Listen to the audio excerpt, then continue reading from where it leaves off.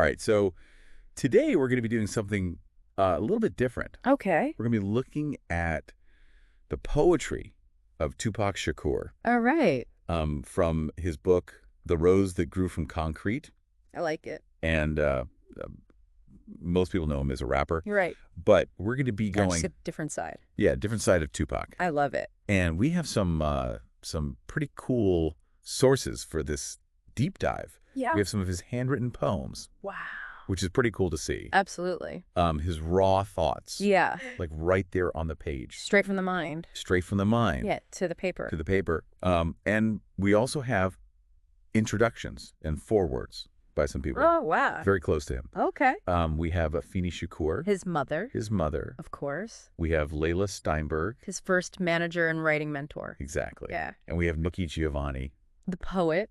the poet. So, This is going to be. yeah. So what we're going to be looking at is, Yeah. using these poems Yeah. and these introductions and forewords to kind of get a picture of Tupac's emotional landscape. Okay. And not just, the poems themselves, Right.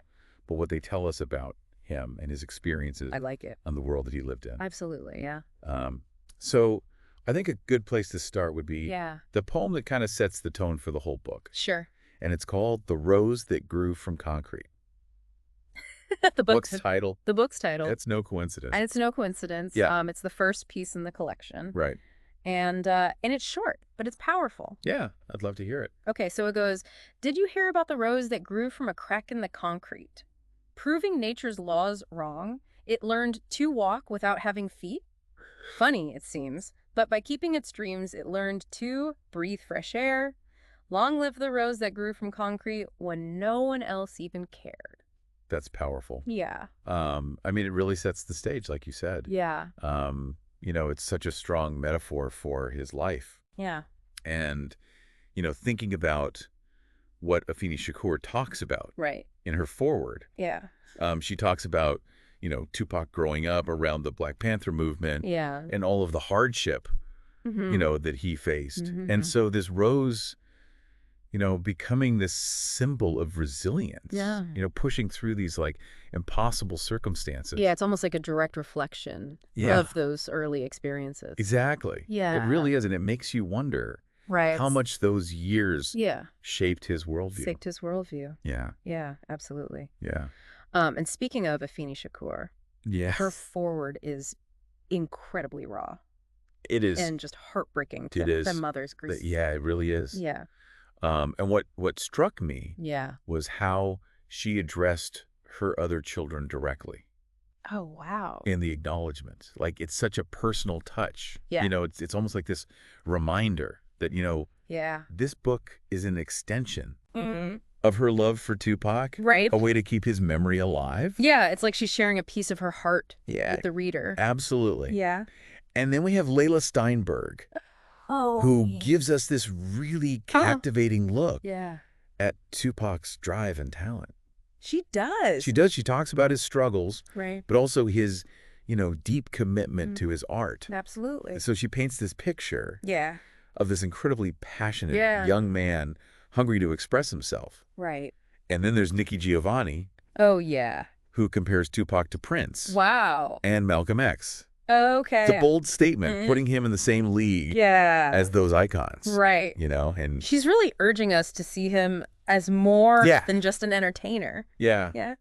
And I love the anecdote that she shares Oh, yeah. about the debate over the Malcolm X stamp. Okay. Like, should he be smiling or frowning? Oh, wow. Yeah. And Interesting. it's a good reminder that Yeah. how we choose to remember these figures Right. really shapes how we interpret their messages. Absolutely. Yeah. So diving into the poems themselves, Okay. one of the themes that really struck me Yeah. was this theme of struggle Okay. and resilience Mm-hmm. that kind of runs through a lot of his work. Yeah. And poems like "In the Depths of Solitude, Sometimes I Cry," and "Life Through My Bloodshot Eyes" Okay. really reveal this kind of internal battle Yeah. that he was facing. I mean, they're not just about hardship. They're also about, finding meaning in Yeah. the midst of chaos. Mm-hmm. So, like, take "In the Depths of Solitude," for instance. He writes, I exist in the depths of solitude, pondering my true goal, trying to find peace of mind and still preserve my soul, constantly yearning to be accepted and from all receive respect. Never compromising, but sometimes risky, and that is my only regret. A young heart with an old soul. How can there be peace of solitude when there is a three-poo inside of me? This duo within me causes the perfect opportunity to learn and live twice as fast as those who accept simplicity. Wow. Heavy. Yeah, it's like he's wrestling with these two sides of himself. Yeah. You know, the part that wants acceptance and the part that refuses to compromise. Yeah. This duo within me he describes. Yeah. Do you think that could be a reflection Hmm. of the kind of conflicting influences in his life? It could be. Yeah. I mean, you think about, Yeah. the revolutionary spirit of the Black Panthers. Right. Clashing with the, harsh realities of his environment. Reality of his life. Yeah. That's I mean, it's not just personal reflection here. It's like social commentary. It is. Disguises introspection. Absolutely. And then we see this kind of duality again Okay. in Sometimes I Cry, Mm. where he writes, "Sometimes when I'm alone, I cry because I am on my own. The tears I cry are bitter and warm. They flow with life but take no form. I cry because my heart is torn. I find it difficult to carry on. If I had an ear too, here I would cry among my peers. But instead I suffer in silence and share my pain with my tears." Wow. There's just such raw vulnerability there. There is. Almost a sense of shame, Right. admitting weakness. Yeah. But he chooses to share these deeply Right. personal emotions. He does. It's like he's inviting us into Right. his inner world, Yeah. forcing us to confront this pain Yeah. that's often hidden Mm-hmm. behind this tough exterior. Absolutely. And, this idea of a hidden vulnerability Yeah. is something that Layla Steinberg touches on Okay. in her foreword. Yeah. She talks about how he used humor as a defense mechanism. Yeah, that makes so much sense. Yeah. His humor, Right. his tough exterior, Mm-hmm. maybe it was a way to protect that sensitive core Right. that we see in these poems. Absolutely. Yeah. And maybe his poetry was his way Yeah. of breaking through those walls Interesting. that he had built up. Yeah. It's just this unexpected depth that makes his work so captivating. Absolutely. It's like we're peeling back the layers Yeah. and seeing this side of him Yeah. that's rarely acknowledged. Rarely acknowledged. Yeah. And, it's not just about Right. pain and struggle. He also explores the complexities of love. Yeah, of love. Yeah. Which we'll explore more in the next part Okay. of this deep dive. Sounds good. But for now, Yeah. we're left with this image of Tupac as this rose, Right. pushing through the cracks Yeah. of this harsh reality Mm-hmm. to find his voice. Yeah. And his poetry becomes this testament to his resilience, his vulnerability, and his relentless search for meaning. Absolutely. In a world that often felt unforgiving. It did. Yeah. Yeah. It's interesting how you framed that the rose pushing through the cracks. Yeah.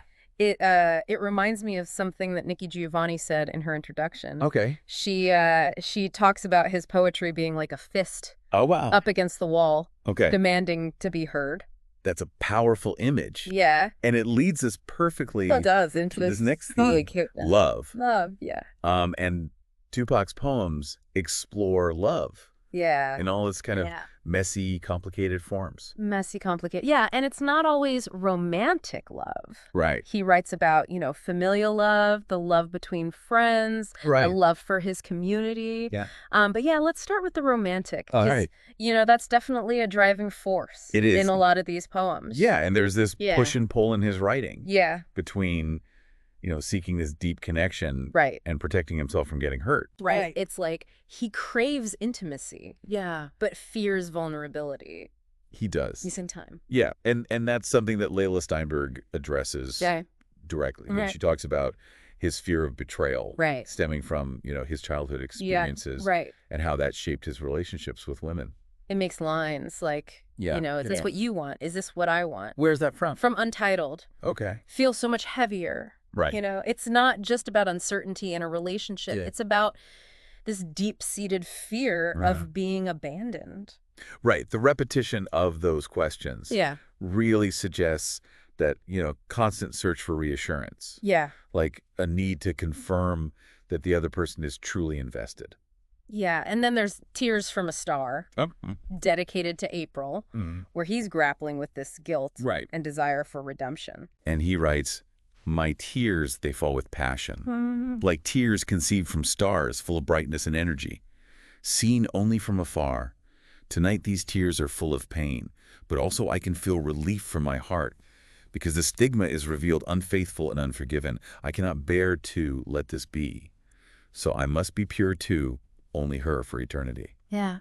I mean, this poem is just so raw, Yeah. so emotionally charged. Yeah. I mean, the tears falling like stars. Yeah. It's a beautiful image, It is. but also, tinged with this sadness, like he's acknowledging his mistakes. Yeah. Yeah. But there's also this yearning for forgiveness, Yeah. a desire to make things right. Yeah, it makes you think about how he viewed love, Yeah. not just as passion and desire, Right. but as this source of pain Right. and a path towards personal growth. Absolutely. Yeah. And speaking of growth, Okay. there's March 1st, the day after April. Okay. It's a different kind of love poem. Okay. More about, the aftermath Yeah. of a relationship, Mhm. the process of healing and moving on. Okay. And this one feels almost like a journal entry. Yeah. So personal and reflective. Right. He starts by saying, "Today I wake and feel even lonelier, but I have positive potential." Wow. There's just such a, Yeah. a rawness to that language. Yeah. A directness that's almost painful. Yeah, it's like we're witnessing Yeah. his emotional processing Yeah. in real time. It is. He describes his heart as this fragile thing, Okay. protected by a fortress. Interesting. It's such a vivid image. It is. This idea of building walls Yeah. to shield himself To protect himself. from further pain. Yeah.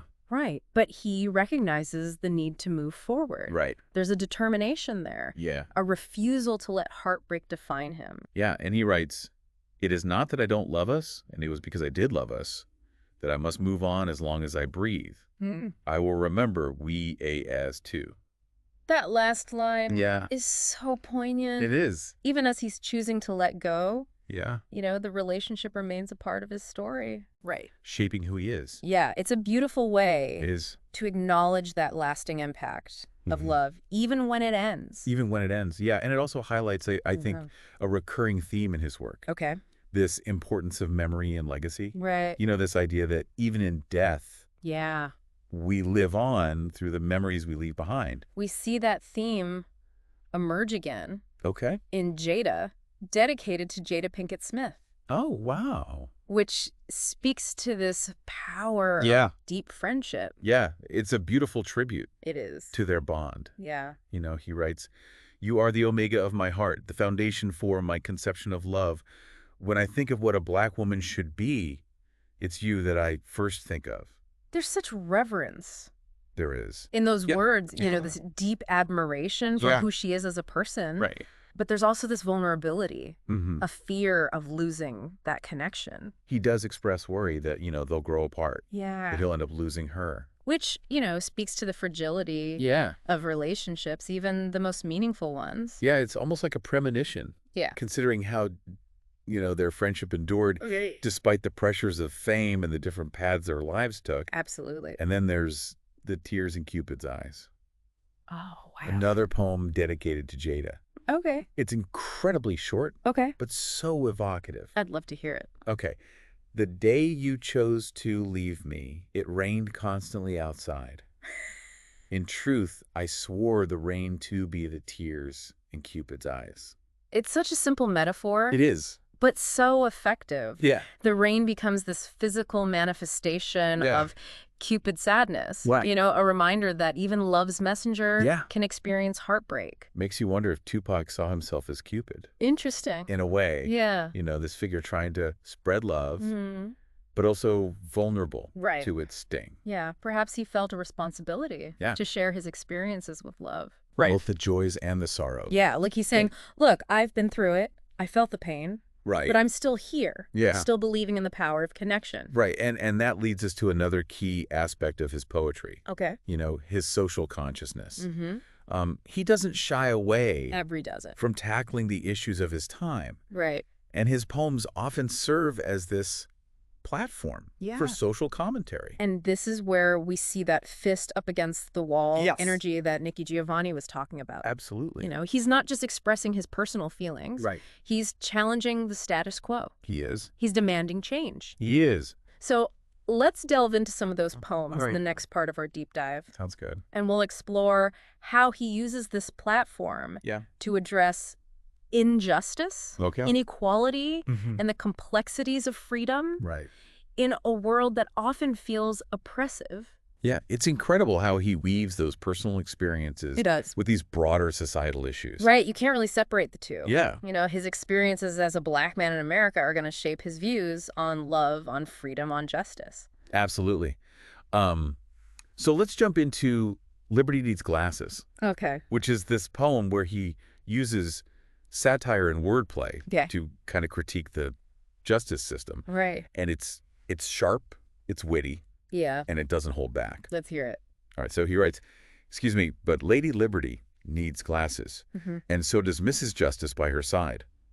Both the broads are blind as bats. Stumbling through the system, Justice bumped into Mutulu and tripping on Geronimo Pratt, but stepped right over Oliver.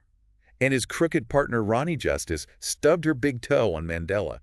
And Liberty was misquoted by the Indians. Slavery was a learning phase, forgotten with a verdict, while Justice is on a rampage for endangered surviving black males.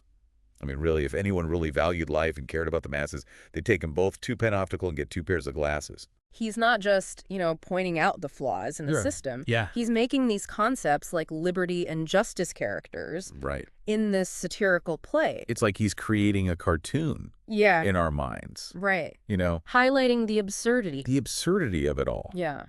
And he uses these real names in historical events. He does. So it's grounded in reality, Right. It's not just theoretical. These Yeah. are real people real consequences. who have been impacted. It makes you wonder how much has changed Right. or hasn't changed Yeah. since he wrote those words. Absolutely. Are liberty and justice still stumbling around blindly? It's a question that lingers. It really does. Yeah, and it speaks to that, timelessness Yeah. of his work. Right. These issues are still relevant. Absolutely. Another poem that I was really drawn to Yeah. was How Can We Be Free? Oh, okay. Which is this direct challenge, Uh-huh. forcing us to confront these contradictions of freedom in a society built on inequality. All right. And he writes, sometimes I wonder about this race, because we must be blind as hell too, think we live in equality, while Nelson Mandela rots in a jail cell where the shores of Howard Beach are full of African corpses. That juxtaposition is so powerful. It is. You've got Nelson Mandela imprisoned, Right. and then you've got, this violence against black people Yeah. in Howard Beach. It exposes that hypocrisy. It does. Yeah. The gap between the ideal and the reality. And it connects back to that rose metaphor Yeah. that we talked about. Right. The rose might grow from concrete, Right. It's still surrounded but it's still surrounded by those harsh conditions. Yeah. Absolutely. So he's acknowledging that resilience, Right. but also highlighting those barriers. There's systemic barriers. Yeah, and he's not just asking for freedom, Right. he's questioning what it means. Yeah. What is freedom? What does it look like? Exactly. Yeah, and I think that's a question that resonates. It does. Even more so today. Absolutely. What does true freedom look like? Right. How do we get there? Big questions. Yeah, and I think, Tupac's poetry Yeah. provides a starting point for those conversations. Absolutely. It's not about giving us answers. Right. It's about prompting us to ask the right questions, To think critically. to think critically. And it's not just about these, societal issues. Right. He also turns that lens inward, Yeah. right? And examines his own choices, He does. his own legacy. Right. And we see that in poems like If I Fail and What Is It That I Search For? Absolutely. He's wrestling with his purpose, Yeah. acknowledging his flaws, Right. confronting his own mortality. Yeah. And this brings us to In the Event of My Demise, Okay. which, knowing how his life ended, Right. this poem feels especially poignant. It- He writes, In the event of my demise, when my heart can beat no more, I hope I die for a principle or a belief that I had lived afore the ride. I will die before my time, because I feel the shadow's depth so much I wanted to accomplish before I reached my death. I have come to grips with the possibility and wiped the last tear from my eyes. I loved all who were positive in the event of my demise. Knowing his fate, it's hard not to read that as a prophecy. Yeah. He was aware of the danger, the shadow looming, Right. and yet there's this, resolute commitment to Yeah. his values. And a powerful message of love. A powerful message of love. Yeah, it's like he's making peace with the possibility. Yeah. of an early death, but also emphasizing Right. the importance of living a life of purpose. Absolutely. Fighting for something bigger than yourself. And I think that's the legacy that he leaves behind. It is. Not just his music, but his Very. poetry, Right. his words that continue to challenge and inspire. Absolutely. He wasn't just a rapper. He Yep. was a poet, a Yeah. revolutionary. Yeah. A voice for the voiceless. A voice for the voiceless. He used his platform to address injustice, to explore the complexities of love, to confront his own demons. And to inspire generations to come. This deep dive has really been a journey It has. through Tupac's, emotional landscape, his heart, his mind, We've seen his vulnerability, his vulnerability, his yeah, resilience, his love for his community. and that relentless pursuit of truth and justice. Absolutely.